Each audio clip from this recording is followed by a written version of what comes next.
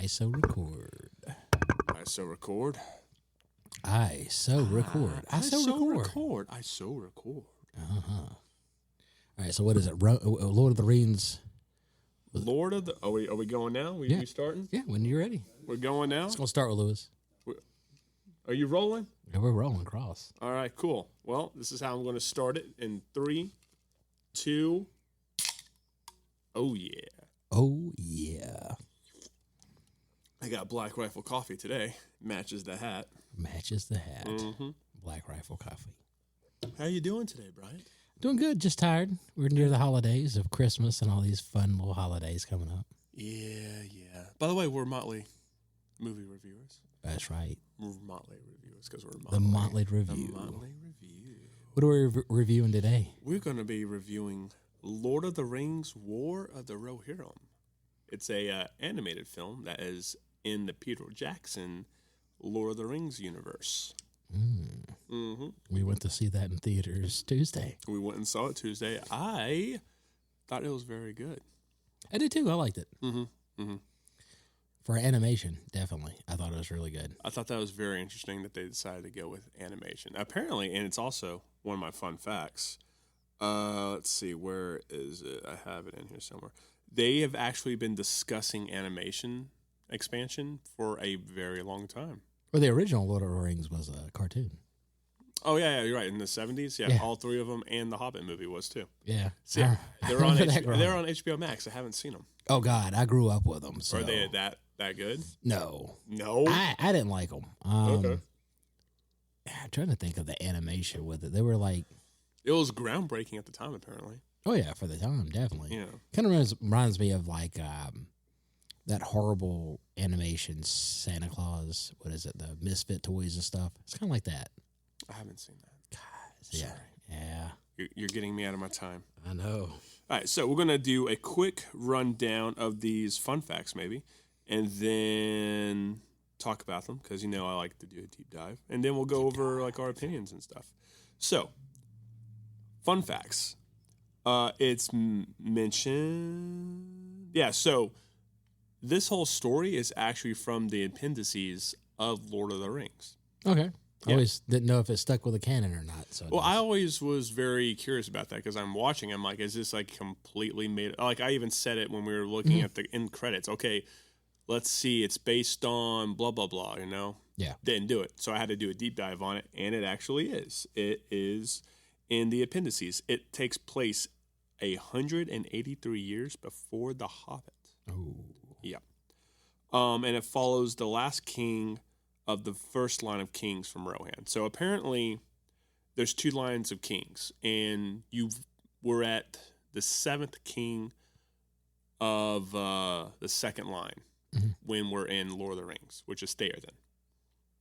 Yeah, so I thought that was really interesting. So, spoiler alert, by the way. Oh, yeah. The cousin at the end of the movie, he is like the great grandson of Theoden from Lord of the Rings, which I thought was really cool. And to go into that, the film is also dedicated to, now I'm sorry if I butchered this guy's name wrong, but it's Bernard Hill, who played Theoden in Two Towers and Return of the King. We lost him this year. Oh, really? Yeah. The actor? Yeah, the actor. Okay. Yeah, which sucks. So did he do the voiceover too? No. Oh. No. Well, this is set 183 years in the past, so his character would have been gone. Oh. But if you want to talk about the narration, I thought this was actually really, really cool. Let me go up here. So, and this is in the realm of cameos. So the narration, at first, I thought it was the elf character from Lord of the Rings, like the woman. Oh, Gadriel. Yes, I thought it was her. No, it's actually Arwen, who was played by Miranda Otto. Okay. In Lord of the Rings, in Two Towers and Return of the King. So she is sort of like the princess at the end, because I think it's I think Faramir actually becomes king of Rohan. I don't know, but she is the daughter of Theoden. So the actress actually did the narration for the film, which I thought was really cool. And what also is like very like kind of meta with it is, so it's an appendices story, right? Mm-hmm. The daughter is not mentioned. Like, she's mentioned, but she's not named. Okay. Like, they decided just to go with her perspective for the film. I gotcha. But it's mainly about Helm and his 2 kids.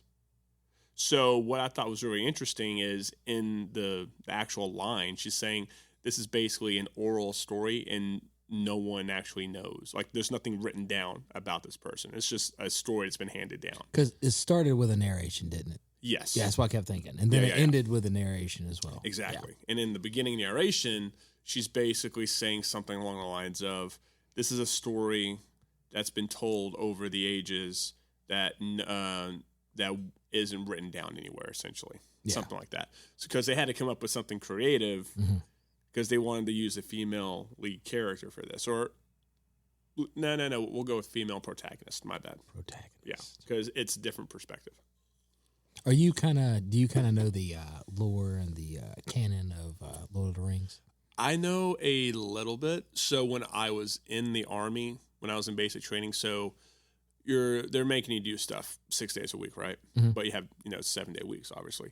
7th day was a break day, but we can't go to sleep or anything. So for me to stay awake, I had one, like the only guy in our platoon. He was like super nerdy. He was like the encyclopedia for Lord of the Rings and Star Wars. Okay. So he was telling me all about Star Wars and all about Lord of the Rings. So I got a good warm and fuzzy on the lore for Lord of the Rings. Okay.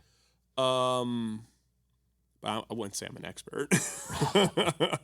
But like, and I have seen that Tolkien movie. Yeah, I like Tolkien. Yeah. So it's it's based in like Christianity, obviously, but he takes aspects of all the faiths and puts it in there. I mean, you're just talking about when I was leaving about that, kind of like him seeing all this parts of war and stuff, and then he created this whole story about kind of his trauma in a way. Mm-hmm. Yeah. Yeah. Well, he wrote a lot of Lord of the Rings during the war. Yeah. He was coming up with the Elvish language,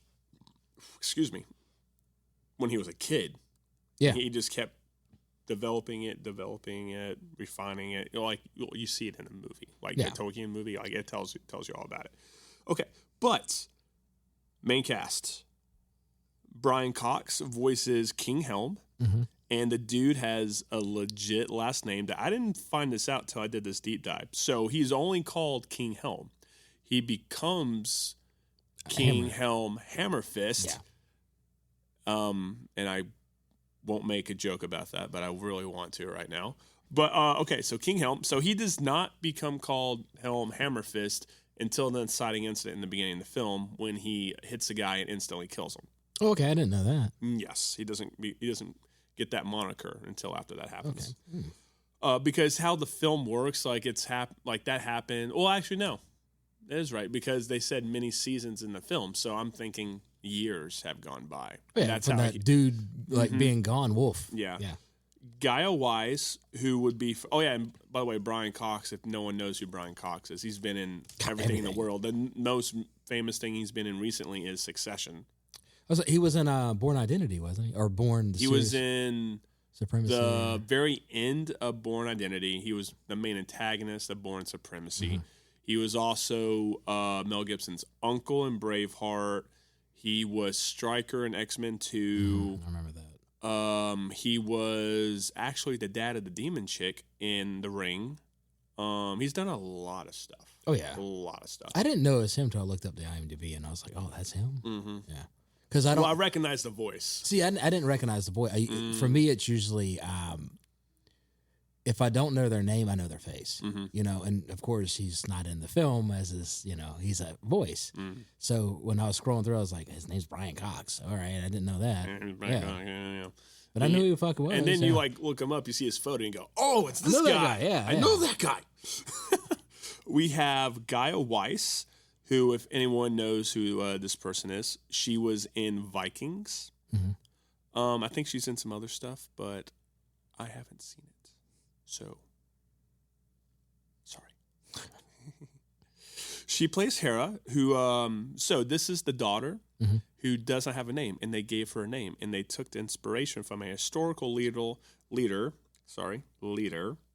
I can't pronounce this. It's like Eiffelad, something like that, who was a major player in fighting off Viking attacks in the 890s. Okay. That person's father was Alfred, the Great King of England. Oh, Alfred, yeah. Mm-hmm. So where they got the name Hera from, though, I remember this, is I think it was either the writer, someone on the production team knew this actress from Mortal Engines, a previous film they worked on. Yeah, that was and I haven't. Well, so the lead actress's name is actually Hera because she's an Icelandic actress, I think. Mm-hmm. And so they just used her real name for the character name. Okay. And it makes sense because you have Helm. The son's name was. Yeah, what was the son's name again? God, I don't even remember. It was like Hamir or something. Like they all started with H's. Yeah. And so they're like, makes sense. Let's just go with Hera. Yeah. and nothing to do with Greek mythology whatsoever. That's just a coinky dink. I kind of like it though. Mm-hmm. I think that definitely the name kind of fits the character. I think so. Yeah. We have again another name I'm about to butcher. Luke Pasqualino. Mm-hmm. And he plays the main antagonist, Wolf. So what did you think about Wolf? I like this character. It seems like for me, there was a kind of it seems like a group that was all kind of getting along. They were kind of outsiders. Mm-hmm. And the whole revenge, I didn't get that, honestly. Well, I think it was more instead of the revenge of his father's death. For me personally, I think he was really mad he got turned down because he really wanted her in a way. I get your point of view. I think my point of view is I kind of bought it. So I would say the catalyst was Helm killing his father. Oh yeah, definitely that. And then I think the icing on the cake, or let's say the straw that broke the camel's back, was Hera turning him down. So folks, if you haven't seen the film, basically how this film opens is Hera is being the quote-unquote, like the brave chick from the movie Brave, running around. She's a princess, very tomboyish, arrows, doing sword stuff. She doesn't want to get married. She doesn't want to do any of the traditional woman stuff that you would have to have done in, say, medieval times. Mm-hmm. Well, this lord, who is under King Helm's leadership, is like, hey, I want my son to marry your daughter. And he literally says no, and they're kind of insulting each other. And then they go outside. They basically fight. Wolf's father, what was his name again? I forgot. I should have wrote it down. He was a big dude. I can't remember his name. He had like a big name, I think. For yeah. Bigger So, well, anyways, he's like just going ham on King Helm, right? And he's taking it. Little blood comes down. And then, as his namesake goes, hammer time, baby. One hit quitter. Guy's dead. Yeah. So that's the inciting incident. That's what kicks off what's going on in this film. So Wolf is pissed off his father's dead. Mm-hmm. The daughter doesn't want to marry him anyways. Yeah. And then Helm exiles him instead of kills him. That was probably a very good, like, noble choice. Yeah. But also going to bite him in the ass. And that's one thing that kind of got me about that whole situation was they keep going back to when they were kids. And, she gave him the scar. Yeah.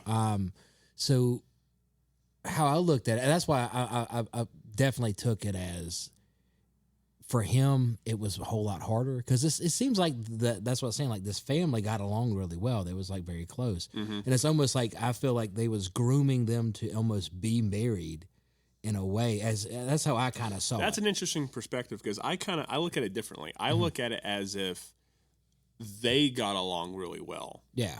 But the actual fathers didn't. Yeah, that's saying how that, I'm taking it makes more sense because I just start right when you said that. It goes back to when he gets the scar. He's like, "You need to run, or you need to go." Exactly. Yeah, it's going to piss his dad off. Mm-hmm. But I don't know. For me, it kept going back to that. So, and honestly, for Hera, when he's sitting there, and, I looked at her like she's like this, strong woman. Like it opens up and she's feeding like that big condor. Yeah, well, that was an eagle. That was an eagle. Yeah. Those are actually the eagles that Gandalf befriend. Okay. They're that old.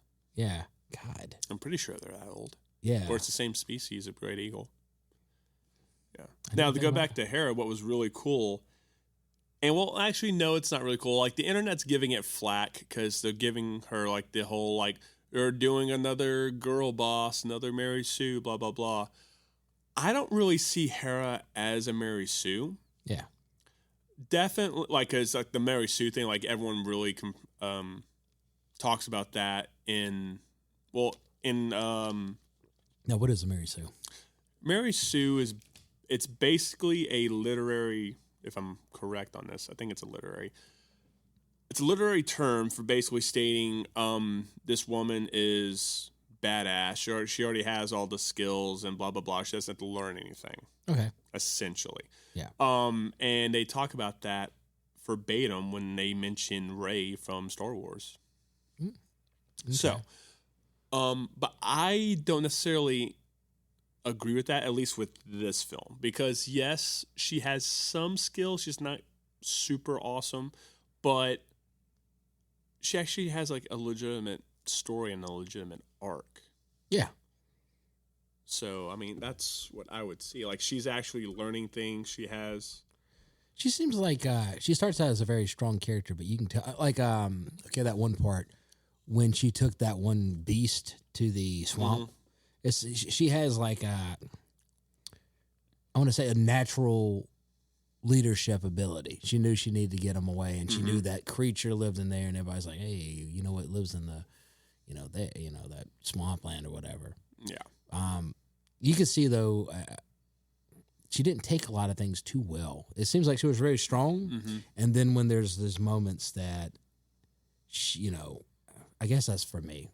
That's how I kind of saw it. Like, there's these big moments, and she's like, kind of like, oh, I'm going to lean on my brothers or my father instead of being like, hey, I'm a fucking leader myself. Yeah, well, the writers, they put out an interview video. I think it was with IGN or Fandango or something like that, where it was like, we tried not to write a girl boss. We tried to write a woman around that age in that type of situation. And if these things would happen, how would you naturally react? Yeah. I mean, that's a great way of putting it. I'm kind of down the line because a bunch of people are calling BS on that. You wrote a girl boss. Yeah. Again, don't necessarily think you wrote a girl boss. I think her progression in the film really worked. Like, there's some things that she had to learn, some things she had to go through. Now, you know who my favorite character is in this? Who? King Helm. Yeah, I'll get King Helm. Damn. One hit. He's essentially the medieval version of One Hit Man from the anime. How he died, I loved it. Dude just fought until he froze. Yeah, I mean, it's like, and that was the gist of the story in the appendices. Okay, that's how he. Okay, that makes exactly. sense. Yeah, so he doesn't. In the book, apparently, he doesn't die on the bridge. He dies like out amongst the enemy encampment. I got you. Like, he went out there just fighting. Yeah. But like, basically what he was doing in the film, like scaring the bejesus out of them with the horn and just murking fools at night. Like, I thought he was a ghost. I'm not gonna lie. I thought he was a specter. I had no idea what it was, and that brings me to probably my favorite cameo that I had no idea is Billy Boyd and Dominic Monaghan. Now, these guys were Merry and Pip in the Lord of the Rings movies, and they cameoed as those two orcs. Okay, and I'm glad they brought in the orcs. I kept thinking the whole time they're not going to bring in this, this main enemy that's going to be throughout the whole series. What I thought was really interesting about this film, too, is with any IP, anything that's like major universe, Star Wars, Star Trek, Halo, whatever it is, the people who are really into it, they want to explore that universe. Yeah. So, I mean, this is a great way to explore Lord of the Rings universe. And you don't always have to be fighting orcs. You don't. And that's what I liked about this story. Now, some people hate it because of this point, but this story actually works even if we were in England. Or we're in France, like medieval times. This is a great medieval story. It works. It just happens to be in Lord of the Rings. So do we need orcs? No. You don't. But it's awesome. I like they just included them just enough. Right. Yeah. Now, I didn't realize what that big thing was until I was doing more research into it. I was actually a troll. Okay.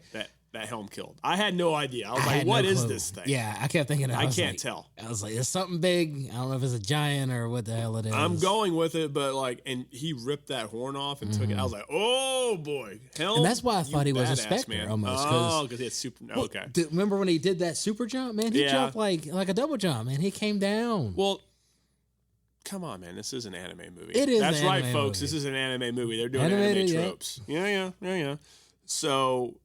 And this kind of goes back to what we were talking about.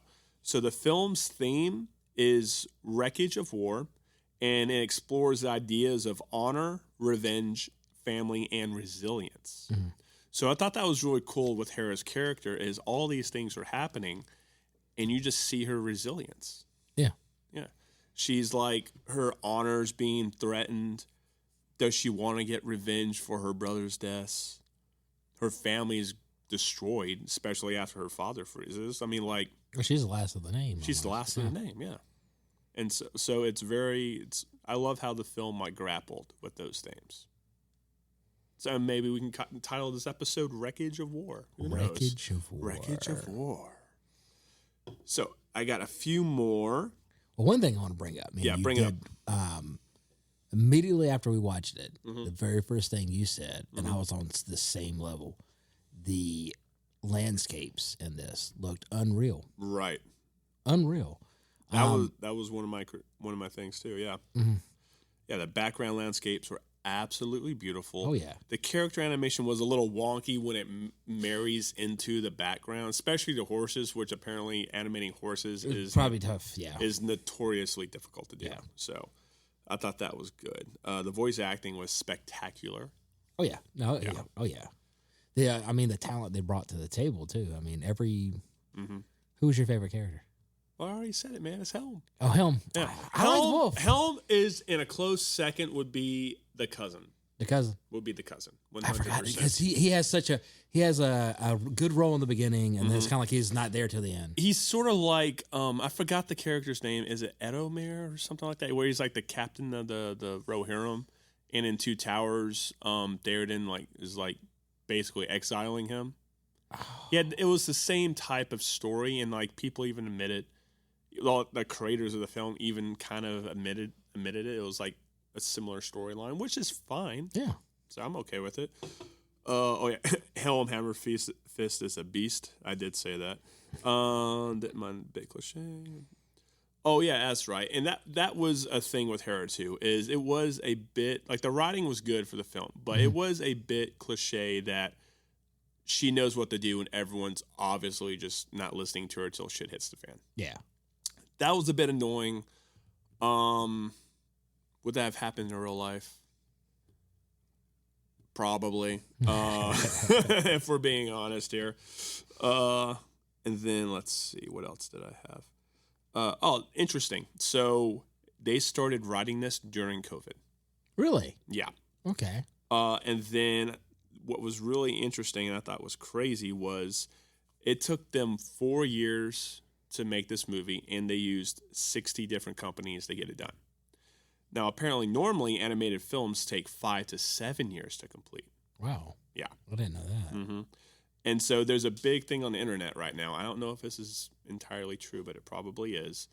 The whole reason this film was supposed to be made was so New Line keeps the film rights to Lord of the Rings. Whoa. Okay. So they can keep making movies. Wow. Yeah. Kind of like a loophole law maybe, and something where you like had to create something within a timeline so that it stays into the IP. Exactly. Okay. Yeah.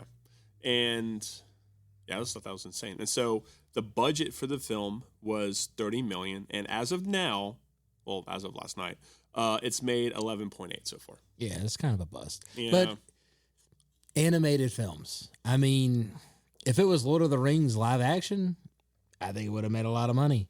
Well, did the Hobbit movies make a lot of money? They spent a lot. That's the thing. Yeah, they spent a lot. That's something we have to look into. I just know like me and you, and I know a lot of people that some people are not going to go watch an animated film. I mean, they're not. They're really not. Unless it's like, like what is it? with Elsa, the all Frozen. the Pixar movies. Yeah. Everyone's. But they got kids. Yeah, it's like I got to bring kids. This is more of an adult, 100%. Yeah, 100%. So I think it had a fan base that was approaching with it. So when you said 11 million, I was like, God, I was hoping it at least broke even. I know, same. But I mean, did the Hobbit movies even break even? I don't even know. I don't know either. All I know is, and this is me going off of just like they weren't as popular as the Lord of the Rings movies. So going off of that, and that's a very terrible metric, I don't even know if any of them broke even. They probably never do because they spend more usually than... Yeah. Well, no, I'm pretty sure the OG Lord of the Rings movies definitely made a profit. Yeah. So, yeah. But, okay. So those were all of my fun facts. Your fun facts. On my deep dive on this film. Oh, the soundtrack? What do you think about the soundtrack? I was so involved in the watching the film, and I think that makes a good soundtrack where it doesn't interfere with, like sometimes like you'll watch a scene and there's some song kicks in and you're kind of more included. You're like, oh God, that song is cool, or that music. So for me, I guess it kept me very entertained. So I'd say that was good. Yeah, they did they could have because like they were doing little like motifs to the Howard Shore music from Lord of the Rings. It could have been a little bit tighter, or not tighter. They could have melded it a little bit better because I still enjoyed it. It was kind of wonky, but I still enjoyed it. I didn't even think about listening to the soundtrack. I don't know. That's okay. Yeah. Sometimes I go to sleep to movie soundtracks all the time. Really? Yeah. Braveheart. I'll go to sleep to that. I haven't seen that in forever. I love Braveheart. Damn, what's it called? Last of the Mohegans. That's a good one too. That's another one I haven't seen in forever. God. I'm just listing great soundtracks. Yeah. Script was good. Oh, and it was a pretty tightly paced film. There wasn't there wasn't much dead space. There was no dead space in it whatsoever. And that film was like 2.5 hours long. Yeah. It felt, because when we was leaving, Brandon was like, it's 6:00. And I was like, we've been in there for like 3 hours. I know. Yeah. It didn't feel like it. No, it didn't. And one thing, in going into the, what do you call it? The making the money back. The theater we was in was huge. I mean, I was sitting there, I was like, God, there's like maybe 20 of us in here, and this got like the biggest seating. And I was like, they could have put us in a smaller. Same thing happened to me when I went to see that Gohan and Piccolo Dragon Ball Z movie. Same thing happened. Massive screen, maybe 4 people. Wow. I know. No, I love the screen size, man. Oh, screen size was awesome. God. Yes. We got the good. I mean, we could sit anywhere, but I think we sat at a good spot. We sat at a good spot. Yeah, I like the spot we were at. The snacks were decent. Yeah, decent snacks. Why are we talking about snacks? It's a movie review, not a movie theater review. That's right. But I'm glad they did what they did though, because we got the big theater. You know what? You're not wrong. All right, so. Those were the fun facts. What are your thoughts on it from a director's point of view? Me, I think it was. I mean, I'd say if we did a score of 100, I'd say like 96. I'm not. That's me. I think it was so well paced, animated. I don't know how a director would even get in there for as a. That's a complete. Have you ever thought about directing an animated film? God, I'm thinking about it now. I was like, how do you do that? That's kind of something that's probably so different to do. God. And thinking about it now, you asking that question, I was like, oh, wow. That's because you're not directing actors. You're, Well, the director is not, no, but you have a voice director. Oh, yeah, definitely. Who is, and you'll probably be in the room with that person. I think the director was... It was either Japanese or Asian. It was a Japanese man. Yeah. I can't pronounce the guy's name, but he also worked on Blade Runner, Black Lotus, which was also a Warner Brothers co-production, and I think that show was on HBO Max. Okay, I have to watch and that. I think the guy also worked on one of the Ghost in the Shell shows. Okay. I think Standalone Complex, if my memory's right. When I saw his name, I was like, I recognize the name. There was something other that was big that he worked on, but those are the two things I remember from my research. Okay. Yeah. Yeah, overall, I really liked the movie. I mean, you're just talking about it was a whole lot better than Gladiator. Gladiator 2. Ridley Yeah. Scott, I love you, buddy, but it was a little better. Yeah. It was just so well paced. Like you said, I mean, it was like 2.5 hours long. A lot, and I think that was the decisions. No.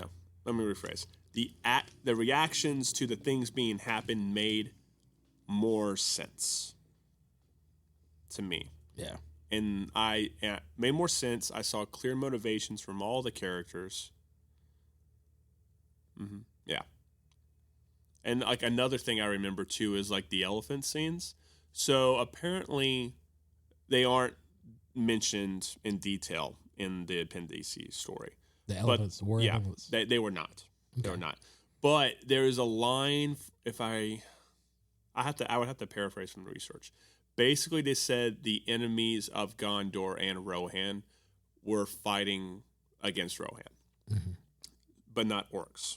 So they just inferred it was these it was like the same mercenaries in Return of the King. They were bringing those people back, kind of. So they just used them. They were like, screw it, it could work. Like, this is an oral story. Like, there's a reason why these people aren't mentioned in detail. Yeah. Yeah. A question for you when you deep dived, and it just popped in my brain when we was talking about the orcs. At the end of the film, it wasn't Gandalf. It was Saruman. Yeah. Yeah. Who was the one? Was it him or was it Gandalf that said that they're gonna look into why the orcs were taking rings? Gandalf. Was there a point to that? I have no idea. Because I kept thinking, I was like, are they trying to like slowly? They're probably slowly teasing The Hobbit and the rings and Lord of the Rings. And that's I haven't read I haven't read any of the Lord of the Rings books, to be honest with you. So how does that line make sense with the rest of the universe? I have no idea. My personal opinion, it doesn't. Yeah. But it's only because from watching the Peter Jackson films, he knows about Sauron a little bit from the Hobbit movies, because I've only seen those movies once. So this is like vague remembering. But he does the deep dive research in Fellowship of the Ring. Mm-hmm. When you watch the director's cut, you actually see him go to some library and he starts reading a bunch of books, and that's how in the director's cut he starts telling Frodo everything, and you're just going with it. But like if you watch it back from the filmmaker's mind, you're like, how does he know all of this? It shows you in the director's cut. He did the research. Cool thing about Saruman, though, is the filmmakers got permission from Christopher Lee's family to use unused recordings from the Hobbit movies. Was that his voice? That was his voice. Because when it popped up, I was like, I kept thinking, I was like, who did an impersonation that damn good? No one did. That's the point. They couldn't find anyone. God. Yeah. Now, you kind of blew my mind with that one. Because, I mean, like right when that popped up, I was like, that sounds like Christopher Lee. And I was like, that dude has been dead for a while. Yeah. Yeah. Speaking of that, man, he's a metalhead. He's a lot, man. He was like a Nazi hunter and everything. Oh, yeah. God. His story. God. I know, that dude's insane. Yeah. But those are all my notes. Character animation was a little wonky. Could have worked. I already said that Hammer Fist is a beast. Yes, he is. Hammer Fist. Helm. I love that man. He never stopped fighting. He never stopped. He kept going. Yeah. You know what stopped him? The weather. The weather. The weather. That's it. If it was warmer, if it was the summer there, he would have took out that whole camp. I think Lord of the Rings is making an allegory for climate change. No, I'm kidding. I think that's one thing that Wolf, it's kind of killed. It stole his kill for that too, because he wanted to kill him so bad. Yeah, you know. He got both the sons in a way, but he wanted to. He couldn't do it. Dude went out by himself, you know. Yeah. And he wanted to, but his lieutenant general dude was like, "No, man, no, I'm holding you back. You're about to get frozen out there." And he's just frozen's like, come at me. You can't stop me. I'm like, yo, dude, badass. Yeah. Dude and he was a badass in the appendices story. Yeah. So, like, they did a very good job portraying him. Well, the cousin, even just the other army seeing the silhouette with his armor on, there was like, is he back from the dead? I mean, it scared them, shit out of them again. And what was really cool with those shots is it was very reminiscent of Two Towers. Okay, yeah, that when it was coming over the hill. Yeah, I saw that too. Yeah. Did you like the Eagles? Did you care for their story? Yeah, I thought the Eagles were cool, man. I thought this would do a little bit more, honestly. I didn't put any thought in it like that. For me, the opening with her feeding it, I thought that is, it did. Well, I knew it was brought the armor. Yeah, I knew it was setting something up for later. Yeah, I had a thought, then I just lost it. I just like how this is a very interesting way of telling you how Helm's Deep gets its name. Because it was called like the Hornburg or something like that. Yeah. Apparently, it had in the actual story, it had a different name. Like apparently, it has 3 names. Okay, I didn't know. They changed it, yeah, but they changed it to Helm's Deep, which is amazing. And what's really cool too is I think like that poem or that story they kept chanting at the end of Two Towers is because of the appendices.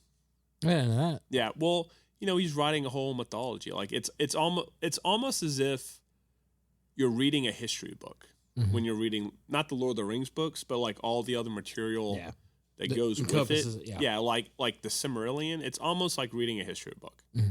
So, I think we definitely needed that story. Silmarillion? No, I'm saying War of the Rohirrim. Yeah. I did too. A lot of people don't think that. Really? A lot of people did not even like it. Really? Yes. Okay. Wow. Yeah. Speaking of love. Well, they're more. I don't know. What would you say? Professional raiders? We're not. We're just two dudes, 2 filmmakers, just enjoying it as we can. And talking more of the positives than the negatives. Yeah. You can say a lot of bad things about anything. It wasn't bad. I liked it. Like I said, my metric of rating movies is the money I spent on it. Did I walk out happy? Or did I walk off pissed off? I wasted my money. Yeah. I did not waste my money. I agree. I liked it. I agree. There's definitely a film that recently just came out, and in my point of view, it'll make a lot of money. I think so. But it was also not needed. And now I'm not talking about this. Yeah. I'm not talking about War of the Rohirrim. Which one are you talking about? We'll talk about that one off here. Yeah. So, you say I guess there's a rating of it. So you said the way you kind of walked out happy. Walked out happy. I walked out happy. I walked out a happy camper. I am the same way. I walked out happy. So I just say for the review, it's a happy review. It was a happy review. It's a happy review. Thumbs up. What are we reviewing next time? Well, it depends on you if you actually get to it. Oh, he just got called out. Oh, I have not watched. Now, we could talk about Armageddon because I've seen it enough, but I do want to refresh on it. Do you want to do a quick little teaser on it? Oh, man, I don't know if I'd be ready for that because I don't know any of the characters. I know you know them all. Well, I mean, like in general, just like basic stuff about it. You know what I mean? So, gotcha, yeah. I watched it last night and I forgot how hammy it was. Oh yeah, it's so campy. I love it. What was it was kind of saddening, but it made sense. Is I think 98 is when it came out. It won a lot of Razzies. Really? Yeah, I was disappointed in that. I didn't know that. It won Rousey for worst movie, worst lead actor, and Bruce Willis. I think worst supporting actress and Liv Tyler. And I think Ben Affleck got the Razzie for worst supporting actor. I had no clue. Yeah. I thought it was a good movie. I mean, when I liked it in the 90s, when I saw it, I was like, we went to the theaters to watch it. And I was like, man, that's really good. It's also very scientifically inaccurate. Yeah. Deep Impact. that came out the same year was more scientific accurate. Yeah. I thought we were going to like go surface level, and apparently I'm going deep into it. I'm just going to keep going. They did, I think it was like MIT or like some scientists at some country at some college did a study and see if the nuke inside the asteroid would actually go off. And they said, no, you actually need I think it was like the Tsar bomb that the Russians came up with. You need something 800 times more stronger for it to actually do that. Yeah. Yeah. So scientifically. But the Steve Buscemi was hilarious. I'm sorry if I'm getting your name wrong. Michael Clark Duncan. Mm-hmm. Oh, I love him in that movie, man. Yeah, I forgot about that. He's playing bear. He's just like on his hog, running away from the cops. That's right. Come and get Papa Bear. I'm like, and they're playing like swamp music too. I'm just like, yes, I love it. I forgot he was in that, Michael Duncan. And then like Bruce Willis shoots Ben Affleck in the leg with a shotgun because he's with his daughter. Yeah, it's all fun and games, so someone gets shot in the leg. And then he saves him at the end. Mm-hmm. Yeah. Mm-hmm. Well, they had a whole character arc. Because Bruce Willis's ultimate fear was that his daughter would end up with someone who was like him. Oh. Yeah. Okay. Yeah. See, like I said, I haven't seen it in years. Well, I mean, I just watched it last night. I know. Yeah. But that was like, you said one of your favorite movies. So. Mm-hmm. Oh, Michael Bay actually cameos in it. Really? Yeah. So there's the bit when they used the Hubble telescope to like look at it. He's one of the technicians. Okay. Yeah. I like that. And then, I don't know if anyone really knows this actor, but Eddie Griffin has a small role in the beginning. Eddie Griffin? Yeah, he's the guy on the bicycle in New York City. Ah. Yeah. We're going to be rewatching it because we're going to be talking about it next time. Yes, we will. I've seen that movie so many times. Armageddon. Armageddon's next week. Billy Bob Thornton's in it too, right? Yeah. Billy Bob Thornton, already said Liv Tyler, Bruce Willis, Will Patton. Yeah, Will Patton. Owen Wilson. Really? Okay, I forgot about that. Owen Wilson's in it. Yeah, he's like the cowboy? The hippie cowboy guy. Yeah. Who else can I love that guy. William Finch. Okay, the name rings a bell, but what would you have seen him in? William Finch. Black Hawk Down? Yeah. The operator who's with Ewan McGregor. Okay, I forgot Ewan McGregor's in that movie too. Yeah. God. And he's in a lot of great stuff. Jason Isaacs is in it when he wasn't as well known. This was pre Patriot, obviously. Mm-hmm. A lot of actors that I grew up watching, but I do not remember their names. Yeah, did you see it in the theaters when you was younger? I think I did. Okay. I think I did. I remember going to the theater in High Point watching that one. I remember it entertaining me, but also freaking me the F out. Because like the whole scenario. Deep Impact was around the same time. Well, that too, but like the whole like just conceptualizing, like just going to sleep and just imagining an asteroid smacking and just destroying the Earth, and there's literally nothing you can do about it. Yeah. That will freak you out. Yeah. I was entertained by the movie, but like I also low-key had nightmares about that scenario. I didn't never care. Thanks a lot, Michael Bay. Michael Bay creates nightmares. And the camera work in that movie, he was doing his Michael Bay thing, just super fast edits, cameras always moving, super chaotic. The Michael Bay approach. What was hilarious is like the opening credits pop up. Well, not the opening credits, like the title for the movie, Armageddon. It's sort of like all fiery. And then for no reason, just explodes. Because why not? Yeah. And it goes towards you. I'm just like... I do remember that. Okay. Because even though I didn't watch it, I did try to do some research. Yeah. I watched like the titles and I watched some of the scenes. Okay. I was like, I got to watch the whole thing though because there's some gaps. It's definitely. I mean, on YouTube you can only see so much. I feel like we can get more into this next time, but it would be a good movie for everyone on the planet to watch because you can kind of see how a scenario like that would bring everyone together. Yeah. Yeah. Oh, Peter Stormare is in it too. He plays Russian Lev. Oh, okay. Yeah, Russian cosmonaut. Cosmonaut. No, cosmonaut. Cosmonaut. No, I still can't do a Russian accent, so it doesn't matter. I'm never getting casted as a Russian person, so it's okay. I can do da. You got to go watch a bunch of Russian films. And that even films. sounds terrible. Yeah, that's true. That's what we're gonna be like. Next time we need you to play a Russian or something, we'll be like, we're watching straight Russian movies.